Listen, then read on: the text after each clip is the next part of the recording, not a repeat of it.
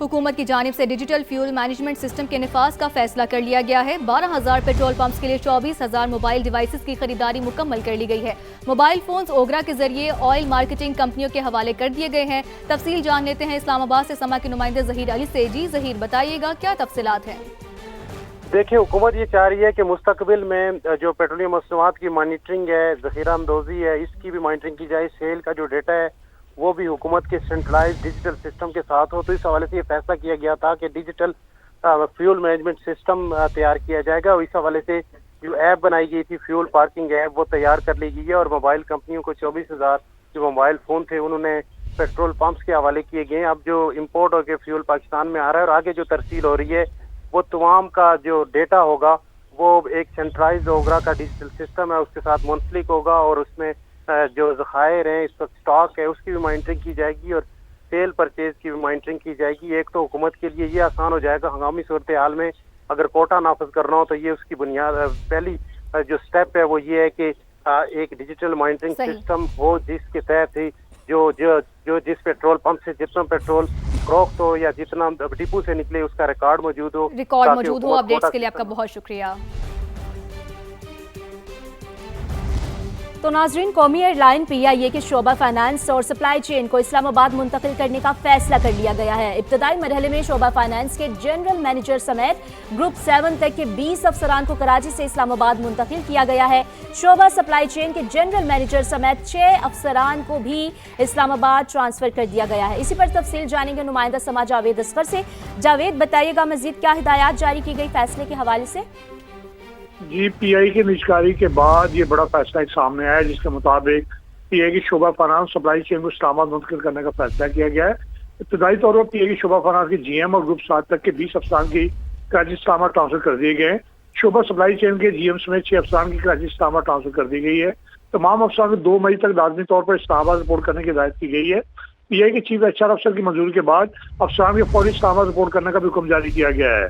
PI की GM सतह अफसरान को इस्लामाबाद मुंतकिल के 1.5 लाख रुपए तक का अलाउंस दिया जाएगा, जबकि ग्रुप 7 और 8 के अफसरान को 1 लाख रुपए का शिफ्टिंग अलाउंस मिलेगा। PI चीफ HR अफसरान ने अफसरान को ट्रांसफर के हवाले से एतमाद में लेते हुए उन्हें फौरी तौर पर रिपोर्ट करने को कहा है। जी, बहुत शुक्रिया जावेद असगर आपका। लाहौर में वज़ीर आला पंजाब मरियम नवाज की ज़ेर सदारत अहम इजलास मुनक्किद हुआ, जिसमें सूबे में पब्लिक ट्रांसपोर्ट और जदीद सफरी सहूलियात के मंसूबों का जायजा लिया गया। इजलास में ब्रीफिंग दी गई कि फ्री ट्रांसपोर्ट प्रोग्राम के तहत 21 रूट्स पर 1.25 लाख से ज़ायद मुसाफिर मुस्तफ़ीद हो चुके हैं, जबकि 3,560 बस ट्रिप्स मुकम्मल किए जा चुके हैं। वज़ीर आला ने 10 अजला में नई इलेक्ट्रो बसें चलाने की मंजूरी दे दी। हुकाम के मुताबिक रवाह माह 100 इलेक्ट्रो बसें, मई के वस्त तक 350 और जून के आखिर तक मजीद 264 बसें पंजाब पहुंच जाएंगी। वज़ीर आला ने तहसील सतह पर 1500 इलेक्ट्रिक बसें चलाने का मंसूबा भी तलब कर लिया, जबकि गुजरावाला और फैसलाबाद में मास ट्रांजिट सिस्टम मंसूबों पर पेशरफ्त का जायजा लिया गया। इजलास में ई-टैक्सी स्कीम पर पेशरफ्त रिपोर्ट भी पेश की गई। सरकारी मुलाजमीन के लिए ई-बाइक प्रोजेक्ट की उसूली मंजूरी भी दी गई है।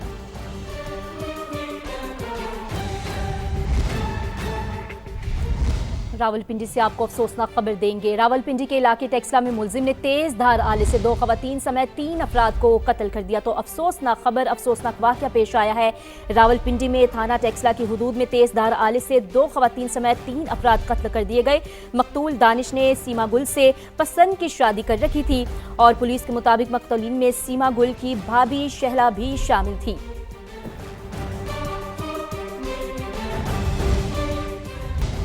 दीगर खबरों में बात करेंगे। इलेक्शन कमीशन में MQM इंट्रा पार्टी इंतखाब केस की समाअत। इलेक्शन कमीशन ने MQM को इंट्रा पार्टी इलेक्शन के लिए 17 अक्टूबर तक की मोहलत दे दी है। तफसीलात जान लेते हैं उस्मान जावेद से। उस्मान, बताइएगा। जी बिल्कुल, इलेक्शन कमीशन ने MQM को 17 अक्टूबर 2026 तक इंटर पार्टी इंतखाबात करवाने की मोहलत दी है। इलेक्शन कमीशन के DG पॉलिटिकल फाइनेंस ने बेंच को ब्रीफिंग में कहा कि MQM ने 16 जनवरी 2026 को इलेक्शन करवाने थे। MQM को 16 मार्च तक इंतखाबात करवाने का वक्त दिया गया था। अब MQM ने दिसंबर 2026 तक का वक्त मांगा है, जबकि MQM के वकील बैरिस्टर गोहर नसीम पेश हुए। उनका कहना था कि जनवरी 2023 में MQM के 3 धड़े थे। एक धड़े ने अपने लोग पार्टी में शामिल करने की कोशिश की। पार्टी उस वक्त अपनी इंतखाबी फहरिस्तें मुकम्मल कर रही थी, मुरतब कर रही थी। इंतखाबी फहरिस्तें हतमी मराहिल में हैं। पार्टी आइन के मुताबिक 4 साल बाद इंतखाबात करवाना ज़रूरी है और एमक्यूएम ने इंतखाबी फहरिस्तों के लिए 90 रोज का वक्त मांगा। इलेक्शन कमीशन ने अक्टूबर 2026 तक मोहलत दे दी और यूं एमक्यूएम को election commission of Pakistan election commission ने समाअत का अहवाल बता रहे थे उस्मान जावेद। खैबर पख्तूनख्वा के महकमा मौसमियाती तब्दीली और माहौलियात में 73 करोड़ रुपए से जायद की बेकायदगियों का इंकशाफ हुआ है। साल 2024 और 25 की ऑडिट रिपोर्ट समा को मौसूल हो गई है। आपको अपडेट करते चले कि खैबर पख्तूनख्वा के महकमा मौसमियात तब्दीली और माहौलियात में 73 करोड़ रुपए से जायद की बेकायदगियों का इंकशाफ हुआ है। इसी हवाले से मजीद अपडेट्स जानते हैं समा के नुमाइंदे अब्दुल रहमान से। जी अब्दुल रहमान, आगाह कीजिएगा। जी, महकमे को जो सबसे बड़ा नुकसान हो रहा है वो फॉरेस्ट डेवलपमेंट कॉर्पोरेशन से 43 करोड़ 78 लाख रुपए की अदम वसूली की वजह से हो रहा है और इस हवाले से ऑडिटर ने कहा है कि ये फौरन ये रकम वसूल की जाए और इसमें कोताही बरतने वाले अफराद के खिलाफ कार्रवाई की जाए। इसी तरह न सिर्फ ये बल्कि सोनामी ट्री प्रोजेक्ट के लिए बिला जरूरत 15 डबल कैबन पिकअप और 36 125 हैवी मोटरसाइकिल खरीदने का भी इंकशाफ हुआ है। महकमा पहले ही 50 करोड़ रुपए खर्च कर चुका है गाड़ियों पे और मजीद 17 करोड़ 51 लाख रुपए खर्च करने पर ऑडिटर ने जो है वो इतराजात किए हैं। जबकि इसके साथ साथ जो मेन पावर के हवाले से भी 9 करोड़ 51 लाख रुपए का नुकसान हुआ है और 300 फॉरेस्ट चौकीदारों को गैर जरूरी तौर पर जो है भर्ती किया गया है। तो इस हवाले से ऑडिटर की जो रिपोर्ट है, बहुत शुक्रिया। अमेरिका ईरान माहिदे के लिए पाकिस्तान की कोशिशें उरूज पर हैं। सिविल और अस्करी क़यादत के सऊदी अरब और ईरान के अहम दौरे अमेरिकी सदर भी जल्द माहिदे के लिए पुरुमीद नजर आते हैं। दूसरा राउंड इस्लामाबाद में होगा। इस तमाम तर अहम पेशरफ पर बात करने के लिए हमारे साथ मौजूद हैं साबिक सफारतकार जमील अहमद खान साहब। जमील साहब, बहुत शुक्रिया हमें अपना वक्त देने के लिए। ये कहिएगा कि मुज़ाकरात की मेज़ दोबारा कब सजेगी और किन अहम निकात पर अभी इत्तफाक होना बाकी है? देखें, ये इसमें नशेबो फराज थोड़े से आ रहे हैं, लेकिन उनको साथ साथ हल किया जा रहा है। जो मेरा इसमें अब मेरी ऑब्जर्वेशन और मेरा तजिया यही है, और वो क्या है कि स्ट्रेट ऑफ हॉर्मुज़ में जो ब्लॉकेड है उसका एक तो मामला भी ताज़ा आ गया है और उस पे किसमें कितना बर्दाश्त का मादा है, क्योंकि ईरान को भी इससे काफ़ी नुकसान पहुंचना शुरू हो जाएगा। और अमेरिका का तो पहले ही जो वहाँ महंगाई बढ़ रही है स्टेट ऑफ हॉर्मुज़ की वजह से, और बाकी पूरी दुनिया में वो भी एक फैक्टर है। लेकिन ये कब हो जाएगा, बिल्कुल इंदिया दिया जा रहा है डोनाल्ड ट्रंप की तरफ से, उनके व्हाइट हाउस की कैरोलाइन जो स्पोक्स पर्सन है उनके तरफ से वो इंदिया दिया जा रहा है कि अगले हफ्ते में पहले ट्यूसडे की डेट आई थी। मेरा अपना तजिया इसमें ये है कि जब हमारे field marshal chief of defence forces Syed Asim Munir साहब और जब हमारे प्राइम मिनिस्टर वापस आ जाएंगे इस दौरे से, तो उसके फौरन बाद अंदाजा हो जाएगा दौरे से वापस आए या ना आए, उनकी कम्युनिकेशन व्हाइट हाउस से है और बदस्तूर है, और ख़ास तौर पर फील्ड मार्शल की। तो उससे साथ साथ जो भी जवाबात मिल रहे हैं ईरान से, यही सबसे कलीदी दौरा है जो कि फील्ड मार्शल का है ईरान में।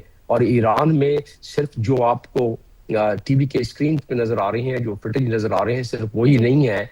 मेरा अपना तजिया ये है कि उससे हटकर और बहुत सारी चीजें हो रही हैं। जाहिर है कि फील्ड मार्शल जब वहां गए हैं तो उनके बाकी क़यादत से, और ये बिल्कुल बईदुल इम्कान नहीं है कि फील्ड मार्शल वो कायद से भी उनके यानी रहबर से भी उनकी मुलाकात हो जाए और एक first one on one first hand information, first hand approval भी साथ में लेके आए, तो मामला फिर तो ट्यूसडे तक बिल्कुल आसानी से, जिस तरह के इंदिया दिया जा रहा है अमेरिका की तरफ से भी, तो वो बिल्कुल ऐन मुमकिन है। उसकी तवक्को भी है, उसकी तैयारी भी। इस्लामाबाद में जो ऑर्डर्स निकले हैं सिक्योरिटी के, वो इसी चीजों को मद्देनजर रखते हुए निकले हैं कि अपनी तैयारियां जारी रखें इस जो नेक्स्ट दौर अभी आना है अगले हफ्ते उसके लिए। तो आपके सवाल के जवाब मुख्तसरन यही है कि गो के थोड़ी बहुत उसमें रनिंग आउट हो रही है। मिसाल के तौर पर ये स्टेट ऑफ हॉर्मुज़ को खास तौर पे ब्लॉकेट के हवाले से, क्योंकि ईरान इसमें काफी ज्यादा उसको अगर ज्यादा ये खिंच गया तो ईरान की बर्दाश्त से बाहर ही हो सकता है। और मैं क्यों कह रहा हूँ कि ईरान के जहाजों को नहीं ना निकलने दे रहे हैं, ना ईरान के पोर्ट पर कोई जहाज आने दे रहे हैं, जैसा कि सेंटकॉम ने आज क्लेम भी किया है। तो वो ईरान की खुराक वहां तकरीबन 30 मिलियन टन तक खुराक तो उन्हीं पोर्ट्स के जरिए आती है, और साथ साथ 75% उनकी जो आमदन है एक्सपोर्ट की ऑयल से, वो इधर से ही होती है उनको, और टोटल 91% उनका ट्रेड जाने और आने का वो इसी जगह से होता है। तो अब देखना यह है, क्योंकि ईरान एक बड़ा रिजिलियंट कौम है, उनके पास कितनी स्टोरेज है। और वाज़ेह रहे कि जब दिसंबर जनवरी में लोगों को बर्दाश्त से बाहर हो गया था, वो खास तौर पर जो उनकी महंगाई और नॉन अवेलेबिलिटी, और अगर ये ब्लॉकेट ज्यादा दूर रहा, तो अब इसमें इम्तिहान ये है कि अगर ये तो ट्यूसडे को कुछ चीजें, जब हमारे फील्ड मार्शल की मुलाकात वहाँ के पासदारान के भी क़यादत से हो जाती है, मेरा अपना तज्जिया ये है, क्योंकि ये आपको स्क्रीन पर तो नजर आएगा नहीं, और साथ में जब उनके ईरान में रहबर से भी मुलाकात हो जाती है, तो एक फर्स्ट हैंड अप्रूवल की बात आ जाएगी। और जाहिर है फील्ड मार्शल वहाँ जो इस वक्त स्टिकी पॉइंट है वो यही है कि इनरिचमेंट की सबसे बड़ी बात है। इनरिचमेंट पे अगर बात तय हो जाए तो ये ब्लॉकेट भी खुल जाएगा, हरमुस भी खुल जाएगा। लेबनान की जंग की गोके इजराइल बहुत एडममेंट है, लेकिन वो भी बहुत आसानी से हो सकता है। सारी सिचुएशन में आबनाए हुर्मुज़ भी बहुत ज्यादा इंपॉर्टेंट है। और जैसे कि जमील साहब, आपने दौरों की बात की, फील्ड मार्शल की, वजीर आजम की, तो क्या समझते हैं ये जो हालिया दौरे हो रहे हैं कशीदगी को खत्म करने के लिए, एक साल से का अहम किरदार अदा किया जा रहा है पाकिस्तान की जानिब से, कितने मुआवन साबित हो सकते हैं? नहीं, मुआवन साबित ही हो रहे हैं। कैरोलाइन ने ये कह दिया व्हाइट हाउस में, कल तो प्रेस कॉन्फ्रेंस की है कि पाकिस्तान सिर्फ वाहिद सालिस मुल्क है जो सालसी कर रहा है। और हकीकतन बात भी यही है कि फील्ड मार्शल गोके गए हुए हैं ईरान में, लेकिन उनकी डायरेक्ट कम्युनिकेशन डोनाल्ड ट्रंप से तो है ना। ये मामला इतना हसास है, ये मामला इतनी अहमियत का हामिल है कि पूरी दुनिया इससे इम्पैक्ट हो रही है, इससे इफेक्ट हो रही है। पूरी दुनिया दर्द में मुब्तला है, माशी दर्द में मुब्तला है। तो उस लिहाज से अगर देखा जाए, आफ्टर ऑल क्या वजह है? देखिए, यूएई एक दूसरा बिल्कुल उसने एंगल लिया हुआ था। यूएई के नायब सदर ने इराकी साहब से बात की है, वहां के बाकर कालीबाग साहब से बात की है। ये उनको नजर आ रहा है, यूएई बड़ी, मैं वहां रहा हूँ सफीर, बड़े दाना लोग हैं, बड़े दानिशमंद लोग हैं। उनको फ्यूचरिस्टिक जो अभी फैसले होने हैं उनको उसकी भिनक मिल गई। और मैं ये बता देता हूँ, क्योंकि जाहिर है मैं ये तो नहीं कहूंगा कि मुझे अंदर की बात मालूमात है, लेकिन एक क्योंकि मेरा उनके साथ इंटरेक्शन रहा है, उन रूलर्स के साथ, उन सरबराहों के साथ, और जो उनका सफीर है उतैबा साहब जो है, यूसुफ उतैबा, वो 20-25 साल से वाशिंगटन में है। वो पिवटल फिगर है, और यकीनन वो उनको हर लम्हा, और सफीर का काम भी है, लेकिन ये सफीर जो जिनका नाम मैंने लिया है इस वक्त वाशिंगटन में, दुनिया के तमाम जितने भी सुफरा हैं उनसे ज्यादा इफेक्टिव है। व्हाइट हाउस से इनका डायरेक्ट कांटेक्ट बड़ी और कांग्रेस से, तो उसकी वजह से यूएई देखिए उसने ईरान से राब्ता किया है। तो ये सारे इशारे होते हैं। रूस ने पाकिस्तान को सराहा है और पाकिस्तान की इस कोशिश को इंडोर्स किया है। रूस के स्पोक्स पर्सन ने। ये इशारे देख लें, और साथ में डोनाल्ड ट्रंप के बयान देख लें, और साथ में कैरोलाइन जो स्पोक्स पर्सन है व्हाइट हाउस की, उसके बयान देख लें, और जेडी वैंस की जॉर्जिया में जो उन्होंने स्टूडेंट्स के सामने तकरीर की, 2 बातें बड़ी कलीदी थी, यहाँ बहुत नजदीक पहुंचे हुए हैं। और हम इसको मुआहदे के जल्दी इसमें नजर आता है। ईरानी क़यादत सिर्फ 1-2 चीजों पर अगर वो उसमें दोबारा मजीद कंसीडर कर ले तो ये हो सकता है। और उन्होंने ये कहा कि हमें पता है, जैसे कि आप बता रहे हैं कि बयानात की रूह से हमें नजर आ रहा है कि जल्द ही हमें मुज़ाकरात कामयाब होते दिखाई दे रहे हैं, कोई मुआहदा होता दिखाई दे रहा है। बिल्कुल, पाकिस्तान की एफर्ट की वजह से। तो पाकिस्तान की एफर्ट की वजह से, सालिसी की वजह से आप क्या देखते हैं कि ये खित्ते के लिए एक तो ये कितना अहम है, ये जंग बंदी अगर मुस्तकिल जंग बंदी हो जाती है और अमन कायम हो जाता है। दूसरा ये कि पाकिस्तान के जो पाकिस्तान की पोजीशन है, पाकिस्तान के ओपिनियन को खित्ते के दीगर मामलात में किस हद तक अहमियत हासिल हो जाएगी इस सालिसी के किरदार के बाद? ये बहुत उम्दा आपने पॉइंट उठाया है, और ये हमारे जो इस अहले वतन के यूथ हैं उनको बड़ा पसंद आएगा ये आपके सवाल का जवाब। और उसका जवाब ये है कि इसमें पाकिस्तान का कद काठ जो अभी बढ़ना शुरू हो गया और काफी बढ़ गया है मार्का हक के बाद, इसके बाद उसमें और मजीद 4 चांद लग जाएंगे। और जब वो बढ़ेगा तो आप वाली बात के खित्ते के ममालिक भी हमसे राब्ता करेंगे और करना शुरू कर दिया है। कुछ ममालिक ने हमसे कहा है कि हमारे साथ भी आप मुआहदे करें, हमारे साथ भी आप डिफेंस पैक्ट करें। ये बात आना शुरू हो गई है और हमारी बात यूरोपियन यूनियन के कमिश्नर हमारी तारीफ कर रहे हैं, हमारी तारीफ चाइना कर रहा है, हमारी तारीफ रशिया कर रहा है। हमसे कम्युनिकेशन, हमसे राब्तों के दरवाजे न सिर्फ खुले हुए हैं बल्कि मजबूत तरीके से हमसे बातचीत हो रही है, ताकि दुनिया के इस दुख दर्द, माशी दुख दर्द, आप देखें कि आईएमएफ की आज मीटिंग हो रही है और आईएमएफ की मीटिंग में उन्होंने मीटिंग से पहले कह दिया है दुनिया रिसेशन में जाना शुरू हो गई है। अब वाज़ेह रहे कि दुनिया रिसेशन में जाना शुरू हो गई तो एक आम आदमी के जेब पर कितना बोझ पड़ेगा, उसकी खुराक में कितनी कमी आ जाएगी, उसके एक्सपेंसेस में, उसके डिस्पोजेबल मनी में 480 पाउंड पर साल का तो फर्क पड़ गया अब तक, जो कि यूके में उनके प्राइम मिनिस्टर कह रहे हैं कि एक आम आदमी की जेब पर भारी पड़ रहा है।